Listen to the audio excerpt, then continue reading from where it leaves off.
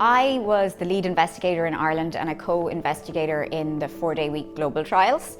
The idea is the employees commit to 100% of organisational goals for 80% of the time for 100% of the pay. We provide research support, so we do baseline, midpoint, endline surveys, we do interviews with employees and employers, what worked, what didn't. We get employees to recreate their day off so we can see what they're doing.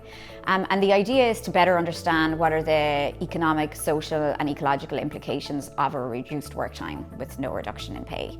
The first wave of companies who came on the trial were 12 Irish organisations, and we'd 4 in the US. Subsequently been rolled out across North America, parts of continental Europe, Australia, New Zealand. There's a trial wrapping up in South Africa. So we have close to 3,000 employees now across the world. Close to 90% of the organisations post-trial continued with the reduced work time schedule. The most surprising finding for me, quite honestly, was the consistency of our findings over temporal context, over geographic context, across sectors, across organisational size. Employee wellbeing outcomes go up, and they go up commensurate to the amount of time they have off.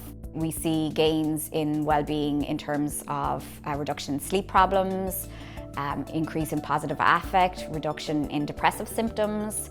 We ask employees at the end, how much of a pay bump would it take for you to go back to 5 days? There's a minority, about 15% or so, who say they wouldn't go back to 5 days for any amount of money. Majority would want about 50 to 60% increase to go back to that 5 days. It's really allowing people the time and freedom to kind of do what they need to do in their lives. There's been lots of interest in the findings from policymakers. So in Ireland, I've met with several policymakers, the Taoiseach, the Minister for Public Expenditure, given briefings in the Oireachtas about it too. So lots of different policymakers at different levels are interested in this, from an environmental perspective, from a gender equality perspective, from citizen well-being perspective, as we try to grapple with how do we move towards a well-being economy.